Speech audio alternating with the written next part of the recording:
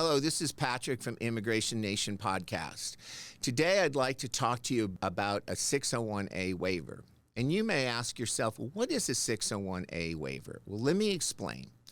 In the past, when somebody was seeking adjustment in the United States, if they entered unlawfully in the United States, they had to go back to their country and wait until they could get a consular appointment to be able to re-enter the United States.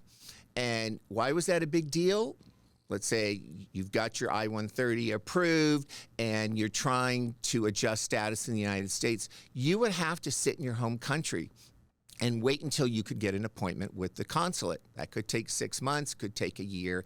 And of course, if you're sitting waiting for the consulate, let's suppose it's in Mexico, you're not working, you're not in the United States, you're not with your family. Well, the significance of a 601A waiver, it waives your unlawful presence and you can stay in the United States. You get to stay here, you get to continue to work, you get to continue to be with your family until the 601A waiver gets approved and an appointment is made at the consulate of the country where you came from.